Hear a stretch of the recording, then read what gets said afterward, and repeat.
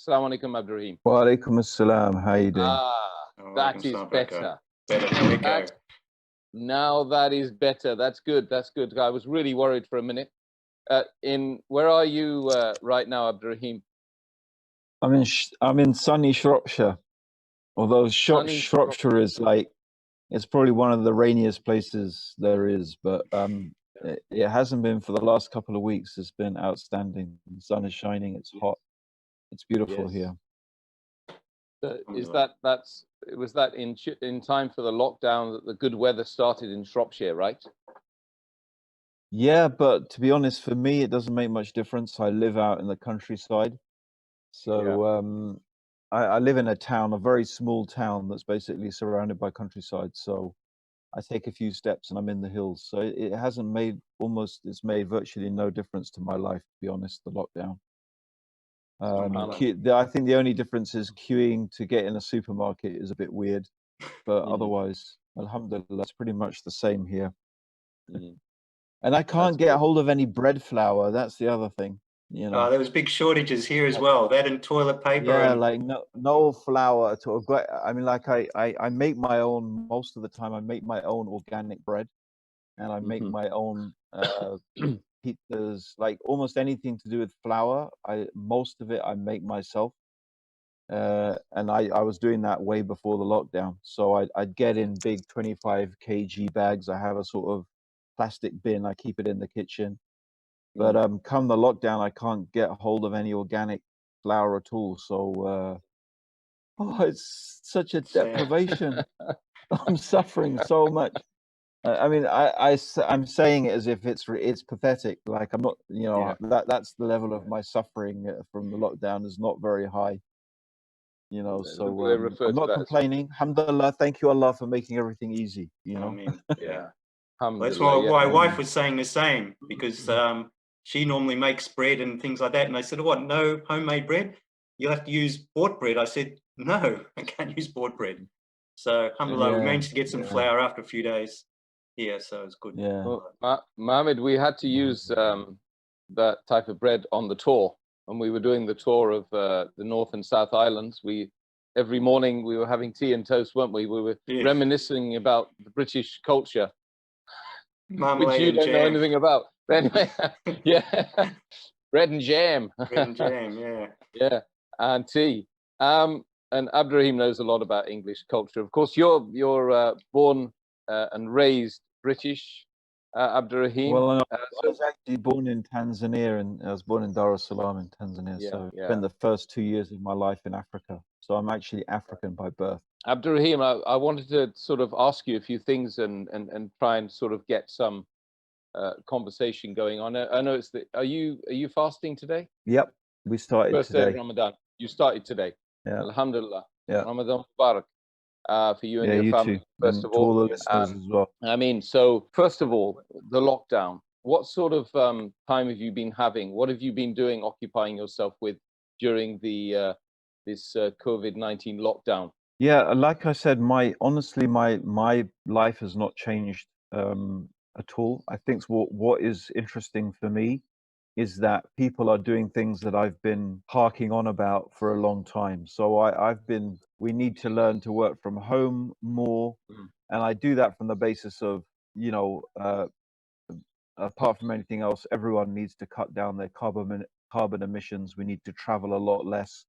I said, I don't understand for the last how long we fly all over the planet to do these conferences. Like there's so much stuff we can do online. I mean, to be honest, what I do is if people invite me to do a physical conference, I suggest a ridiculous fee so they don't invite me. And I say, but I'm happy to do it online for free. I've been saying that for a long time. I'll do it online for free, you know. But no, like now people don't have a choice. So I think the big difference for me is that actually I'm getting a lot of invitations stuff online and make videos and come on programs. So I'm actually really, really busy doing online calls and joining online conferences, which is great because now that's what I've been wanting to do for a long time and suggesting that people should do for a long time. I'm always I'm a person who tries to see the goodness in anything. So however horrific something is, you try to see what is the goodness in that, what is the goodness in this, what benefit is Allah, you know, pushing us towards, because there's always something good to find in anything, however a bad situation may seem. You can find something good in it, inshallah. So yeah, apart from that, my life is pretty much the same. You know, apart from the fact that you know, like, you just can't do certain things. So you can't just hop in your car and, you know, go and see your family in London or something like that. I suppose that's a big difference. You know, I suppose like lots of people, I'm missing visiting the family and stuff like that. But yeah, that's it really. It's not really different otherwise, to be honest. What about in terms of building knowledge and the basis of knowledge and so on and so forth? Are you going back to reading books and more self-study now, or online courses, or is it just, no, you know, not really? I mean, yeah, not really. I mean, I guess I've reached a sort of a stage in my life in terms of Islamic knowledge. Probably I did a lot of studying many years ago. You know, going to circles, going to conferences, reading a lot. I think in terms of reading and seeking knowledge, I probably read a lot more books written by non-Muslims at the moment, to do with psychology, but I find that very interesting. So for me, the connection between psychology, what they're discovering through, you know, the study of the human mind and how humans behave, and the way a lot of it synchronizes with what Islam is teaching. I find this very, very fascinating. I think that there's insights from both angles. So modern research is giving us an insight into the human mind that can actually that can inform our spirituality, right? And also from the other way, there's stuff from Islam that they're talking about like they've discovered it, but you know, our scholars were talking about this 1,000 years ago. Like, you know, you know, like one brother told me, he said sometimes you read books of psychology and it's as if they are literally cutting and pasting from Ghazali or something like that, you know. So I guess that's a lot of my time is I spend a lot of time on WhatsApp groups. So I'm on various groups, you know, like of scholars and du'at, and so I try to keep abreast of that because it's actually very interesting. You know, to see what everyone's talking about, what are the various issues that they're concerned with. So I think that I wouldn't say that I have been eyeing my library of books with a sort of nostalgic eye, you know, thinking, I'd love to get back to just sitting with these books and maybe totally disconnect from the digital world for a bit. But I haven't done that as of yet, to be honest. I still do read books. I still prefer reading an actual book to saying, you know, looking at it on Kindle or something. I still don't find that very comfortable, and I don't like reading lots of stuff on my phone.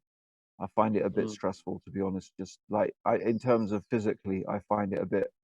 I can't read too much. I can read maybe on a computer. I just still don't find reading digitally the same experience as actually picking up a physical book. So that's it. Otherwise, you know, I'm reading a book called The Ego is the Enemy. I'm reading a book called Ego is the Enemy, which is really excellent. But then I don't, like, people say, oh, Abdurraheem, recommend me some books, and I just don't do it because there was a really amazing, which I still think is, you know, after outside the Islamic literature, there's a book that I think is one of the most amazing books that I've read. But I don't recommend to people. I'm not going to say what it is because the guy who wrote it is, you know, he's an atheist as far as I can make out, right? But despite that, the book is amazing. But when I was recommending it to people, people were messaging me like, you know, how could you recommend this book? It's full of kufr. Now I have all these doubts, and you know. And I thought to myself, well, fair enough, you know, like at the end of the day, for the ordinary layman, for them to access a lot, for the ordinary lay Muslim, yeah, for them to access some of these books actually could be quite dangerous for them, right? Because you need Yeah. a strong Yeah. filter, right? You Yeah. yourself need a very, very good grounding in sound aqidah, right? Sound understanding of spirituality, right? Yeah. And if you don't have that, you could get confused, right? Yeah. And then I realized, look, my job is to read this stuff and then filter it out and present it to people. You understand? So Yeah. I'll so that's the job of people like me, right? That's what I Yes. should be doing. Yes. I shouldn't say to people, read the book. I should be reading the book and then taking out from that what is useful and then filtering it through the filter of the Quran and the Sunnah and, you know, the Islamic Aqidah, and then Yeah. present it to ordinary people, you know, in a way Yeah. that they can, you know, in a way that they can, you know, benefit from it and digest it. Yeah. Absolutely, Abdurraheem. So, what's your main, or do you have any Ramadan goals? Because it's really important that people who are listening out there, they can kind of cross-reference with you and your family and what you're going through in the isolation period. You know, one of the things, Abdurraheem, is we had 30 days to prepare for the next 30 days. We've never had that. I don't think, I mean, the companions, upon them be peace, spent 6 months in adoration of Allah subhanahu wa ta'ala, trying to connect to this month, and lived off the power, if you like, of this month. What are your goals and what's your outlook for this month? Well, listen, back to what I said. Don't look at the, you know, most people, unfortunately, they look at the downsides. Oh, I won't be able to go to the mosque. I won't be able to listen to the Quran being recited during Taraweeh, right? But I look at you know, my thing is, okay, what's the benefits? So look, number one benefit is that everyone should concentrate on achieving khushu' in their salah, achieving the state of attentiveness and reverential awe, because the salah is not about knocking out 20 rakat as quickly as you can. And I've been saying this for 20 years or more. This is a travesty, right? This idea, this nonsense that somehow this is ibadah, somehow this is what Allah wants us to do. And these endless arguments about how many rak'ah is it, right? You know, and the people are so insistent, it's 20 rak'ah, it's, you know, 40 rak'ah, it's whatever, like, yeah, there are even some saying it's more than 20, right? Yet these same people who are shouting about, you know, what the sunnah is and this and that, the vast majority of them pray so fast that the idea that there is any type of khushu' is impossible. It's ridiculous. It's a mockery.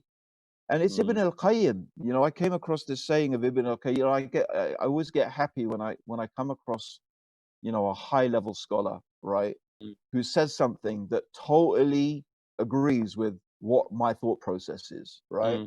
And this is exactly what Ibn al-Qayyim said. He said 2 rak'ah of attentiveness, 2 rak'ah that you pray with khushu' is more worthwhile than 1,000 rak'ah with your mind being somewhere else, right?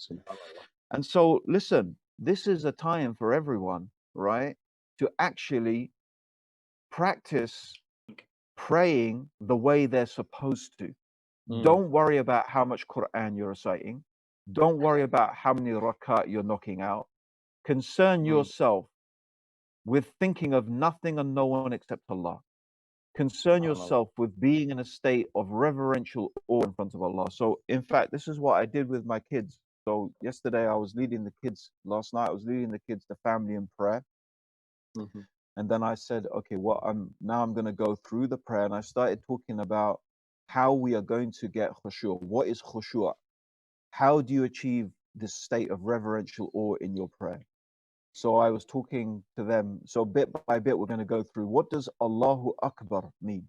I mean, they should know all of this stuff, but probably they forget very quickly. It's not that I haven't been through it. So I'm reminding them, first of all, one of the ways that you achieve khushu' in your prayer is, you know, well, it starts even before you even pray. When you're making wudu, that's when you're already getting your mind prepared for this actually what you think is this incredible, enormous event that you are actually going to stand in front of the creator of the heavens and the earth, and you're going to face him, raise your hands, and Allah subhanahu wa ta'ala, well, although the hadith is weak, it says, you know, when you turn to Allah in prayer, you know, when you face him in the prayer, Allah subhanahu wa ta'ala turns to you, you know. So this momentous event of this communication, you know, this very special communication between you and your creator, right? How should your mind be? How should your mindset be? How should your state of your heart be standing in front of the Lord of the universe? So, you know, when you start with Allahu Akbar and you raise your hands in surrender, is what I'm telling my kids. What do you do when you raise your hands? What are you doing? You're surrendering. And then you say Allahu Akbar. What does that mean? So we talked about Allah. Allah is the greatest. Well, that's often translated Allah is the greatest. Actually, Allah is greater, right? Greater than what? That begs the question, doesn't it? And that's the whole thing. Greater than anything. You know, greater any than physical thing you can imagine, greater than any mental, you know, problem or issue. Allah is greater. He can solve it. He's greater than whatever you can imagine. So let your imagination run wild about how great Allah is. So this is the sort of thing now I'm discussing with my kids bit by bit. Subhana Rabbi al-A'la. We talked about that. What does Subhana mean? That Allah is far removed from every imperfection. Rabbi, He's your Lord. You know, that's the E in the Arabic there. Rabbi is my Lord. Yeah, what does that mean? Think about that. Al-Ala, what's Al-Ala? The Most High, you know. So I'm just bit by bit going to be going through and reminding them of the meanings of what they're saying in their prayer. And then just trying to use this Ramadan to develop that state of khushu'. And to be honest, bro, I'll be honest, a lot of Ramadan, I only go to the mosque. I used to go to the mosque once every other day to take my kids, partly because of school and it goes late and so on and so forth. But also, to be honest, I just can't stand there. You know, I can't do it every day that they're just praying this prayer so fast that I don't even have time to make dua in sajda, right? I don't even have time to remember my Lord, right? The Quran is being recited so quickly, you can't even pick a word, you know. It's not like, what's the point? I just go because I tell you why I go, just for the community aspect, just to be with the Muslims, to be with the community. But I don't find it a very engaging spiritual experience at all. It's what I call, you know, yeah, it's this ritualized idea of what religion is. You think religion is just these rituals that you knock out. You do these things, you don't and this is why this, you know, I don't want, you know, what I think is a very dangerous fatwa, right? Allowing people to pray behind the imam at home via radio or, you know, internet or something. Very, very dangerous, and very dangerous from the point of view of you, like anyone with a bit of imagination can see how this could become a terrible bid'ah and literally eliminate people going to the mosques. And it's going to happen for sure. People will use this fatwa sooner or later, and people, they'll just like they have drive-in churches, they're going to be having, you know, tune-in masjids, and people will, even less people go to the mosque. Subhanallah. And apart from anything else, it's all an accommodation. It's an accommodation for people who have never really bothered, to learn and memorize a bit of Quran, or even understand what they are saying in their prayers. Because there are a lot of people who go to the mosque and pray behind the imam because they themselves have no idea how to pray. They literally don't. They can't even recite Surah Fatiha, right? And this is the problem. Like, how is it in this day and age there's an excuse for that? To be honest, the potential for this to literally transform humanity is huge. And it's very, very interesting, right? One of the books that I've read in the last year or two is a book called The Hero's, The Journey of the Hero, or what's it called? The Thousand Faces of God or something. But anyway, it doesn't matter what the book's called, right? It's a very, very interesting analysis that this author did, whose name has totally escaped my mind at the moment. Basically, he looked at mythologies and stories of heroes from all around the world, every culture primitive cultures, advanced civilizations, the stories of their heroes, even the stories of the prophets, and he found that there was a pattern. All of their stories had some essential elements, right? They all had these essential elements, and this is what he calls the journey of the hero. You can type it up on the internet, the journey of the hero, and you can find diagrams showing you that this hero's journey. Yeah, and they use it actually as a plot line. So Star Wars, for example, was all based around this author's, you know, ideas, and now it's used as a sort of a prototype plot line for like most movies that you watch follow this pattern of the hero's journey. What you have is this individual, right, who starts realizing that there's something more and there's something else beyond the world in which he lives, right? You know, so in for example, Star Wars, you have Luke Skywalker. You know, he's dreaming about being a star pilot.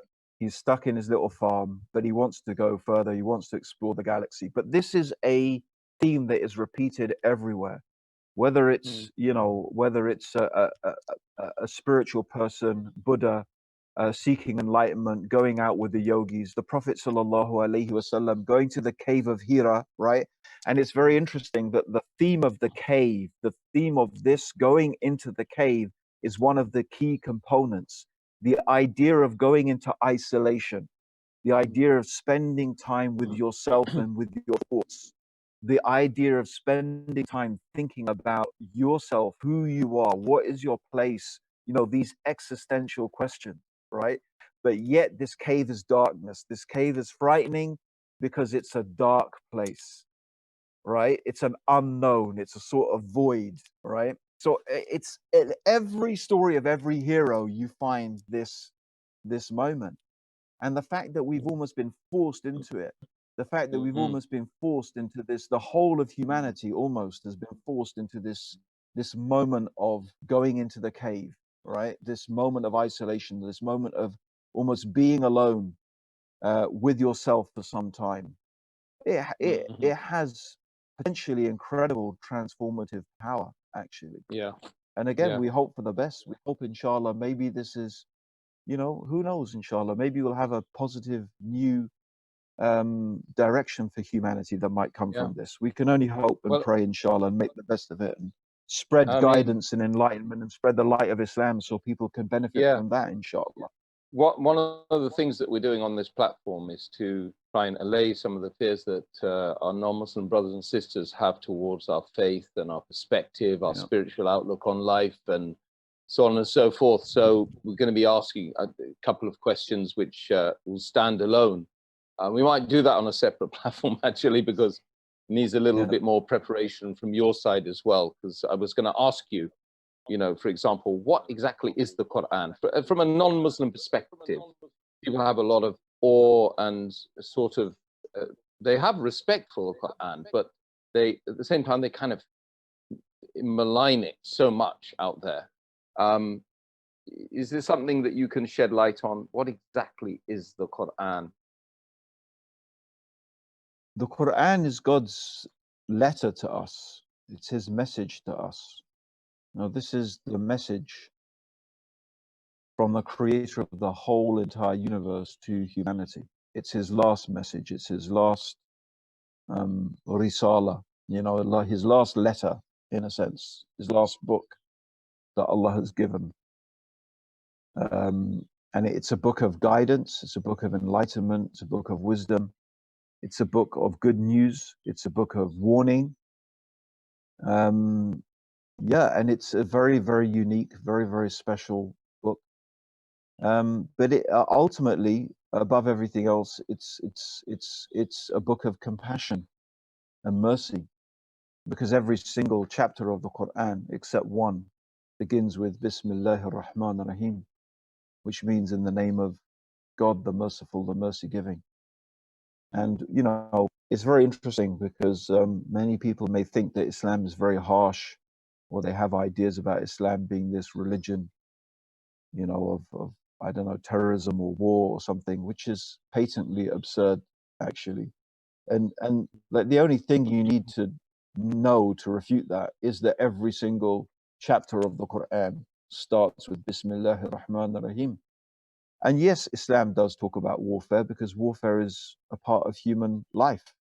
It's a reality of human life. And the Quran deals with the reality of human life. It doesn't deal with human beings as we might fantasize. See, a lot of ideas that we come up with, especially in the West, a lot of the ideas that we have are fantasies. They sound nice when we talk about them. You know, they look nice on paper, but they're not really connected with the reality of the human condition.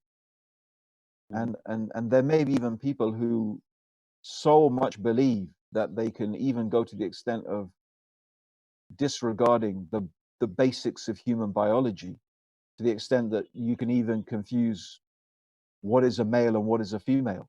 You know, the basic biological foundations of sex, for example, right? I don't mean sex as in the act of sex, but, you know, the actual gender, right? This gender confusion. You know, when you hear okay, sure, when you hear these people and they talk about their ideas, they actually, if you approach it with a sort of open mind, it may sound quite attractive from a point of view.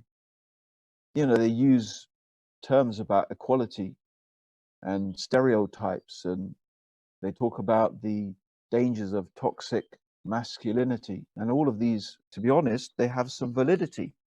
But you know, we have to you see, this is the difference. The Quran is grounded in the reality of the human condition, and it deals with human beings the way they are, and it deals with making us the best that we can be with what we've got, not distracting us with some fantasy, which itself is a deception and itself is a distraction. Because while people are getting distracted with these fantasies and these things that sound nice, they're missing the real purpose. They're missing the real task.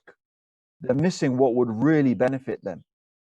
And that is the purification of their hearts, the purification of their souls, themselves drawing close to the one who created them. This is what is important. And you only know how it's important when you do it. It's experientially, you understand it experientially. I mean, you know, we can sit here saying this and people will just be, yeah, whatever. And you won't understand. You won't understand until you experience it. This is the problem. You know, we can try to convince you rationally why this path, which is the true, which I call it the journey of the true hero, the true hero's journey. The true hero is the one who understands that the path of life is a path about connecting yourself with your creator. And the Quran is the map. The Quran is the map that will guide you through life. That's what the Quran is. The Quran is the manual, the instruction book that will guide you through life to make you understand and live its purpose. So, Abdurraheem, what would someone, I mean, so many people out there in the world that don't seem to have a defined purpose and an instruction manual. So what would you say to those people regarding the Quran being perhaps an option for them? I would just say what the Quran says. There's two things I would say, actually. Two verses of the Quran that come to mind.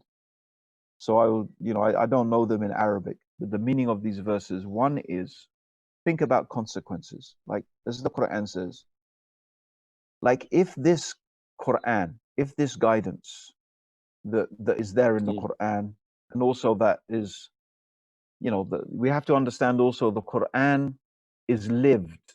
The Quran was lived through the life of the Prophet Muhammad. So we always bring these two things together, not just the Quran, but the living example of the Prophet Muhammad that explains practically how we live the Quran. So these two things, this Quran and this living example of the Prophet Muhammad that has been so meticulously recorded. Allah says to us, if this, you know, if you reject this, then who would be more misguided than you? The point being is that, look, if this is the truth, if there is a God, and if God has sent guidance to humanity, and the Quran is this guidance, and Muhammad is truly this prophet, then if you reject it, you must understand from an intellectual position, you are the most misguided, the most astray, and the most erroneous of people. So that's the consequence. And I know, yes, many other religions may make the same claim. By the way, not all do, but other religions do make similar claims. Christianity, Judaism, at least make similar claims about having a book. But it's not that difficult to really see where the truth lies. It really isn't difficult to see where the truth lies at all. You just need to apply, which is something we can go through maybe in another discussion. There's a simple process you can go through to know where the truth is. Believe me, I wrote a book on it called "The Man in the Red Underpants." People can read that if they like. Yeah. So this is the first thing. What is the consequence? Like, if this is the truth, how misguided and if God has sent us revelation and guidance, a book from the creator of the heavens and the earth, who except a fool would ignore that? You would be a fool to ignore it, right? So that's the first thing. The second thing is, off the back of that, is that what the Quran says. The Quran says, all that is being asked of you is that you take this book and you contemplate upon it deeply. You think about it, either on your own or with another person, not in a bigger group, maybe on your own or maybe with another person. Yeah. Take this book and contemplate. It doesn't just say read it, think about it, contemplate on its verses. Actually, the Quran it's not an easy read, right? It's not easy to read the Quran because it's not a novel. It's not a book. It's not a novel. It's not written like a novel. It's not a storybook, right? The Quran is a book of contemplation. If you understand and you approach the Quran from the point of view of this book is intended to make you think and contemplate and think deeply, and you approach it from that angle, then you will benefit from the Quran, right? If you approach it thinking you're going to have a good read, then you'll be very sorely disappointed because it's not intended as a bedtime novel or story or something. It's intended to force you to think, and perhaps that's why people may find the Quran uncomfortable. That's why they find it hard to deal with, because it really, even in its very structure, it forces you to think. And a lot of people, by the way, find it very uncomfortable. Just like most of us, if we went for a run of even like a couple of kilometers, most of us would be gasping for breath and in a horrific state because we're not used to taking exercise. Well, it's the same. Most people are not used to exercising their minds, and for the same reason, they might find the Quran quite uncomfortable because it does force you to think. So those are the two things, really. Number one, think about consequences, right? Number two, just take this book and contemplate upon its verses and think about it deeply. Yeah. Read it for yourself. Think about it for yourself. That's the bottom line. But when somebody because someone just picks up the Quran, just off the cuff and doesn't have the right attitude and isn't, doesn't have this sincerity about picking up a book of the Creator, then it can also be quite dangerous, can't it? Because I've got a conversation going on Twitter right now with a guy who's saying, look at this verse from Surah Al-Baqarah, kill them wherever you find them, this and that. And I said, look, there's always a context for everything that's written. No one writes. I think, to be honest, bro, people who say this type of stuff, I wouldn't even best whether it's worth bothering your time with people like that. But anyone can take any book, right? And they can, select certain verses and certain statements, and they can take what they want out of it and interpret what they want. And I don't think this person is sincere, because if they're quoting these if they'd actually read the Quran themselves and they'd actually approached it from the point of view of understanding what it says, then they would have seen all the other verses surrounding these verses, talking about peace, talking about making peace, talking about not starting aggression. You know, yes, if people fight you, you fight them back. That is true. But the Quran says, but if they seek peace, then you also seek peace. If they want to make peace with them, right? Yeah. So how about all of those verses? What is unreasonable about that? Which person on this planet would say that if they are attacked and violently assaulted, they wouldn't defend themselves and their family? You know, what sort of person are you if you don't do that, right? And most people, by the way, wouldn't even think about forgiveness and making peace. You know, they just keep on, you know, fighting that person till they annihilated them. So, like I said, it's enough to see that every verse of the Quran starts with Bismillah ar-Rahman ar-Rahim. There's so many verses in the Quran. How about ones that talk about returning evil with that which is better? How about the verses talking about forgiveness?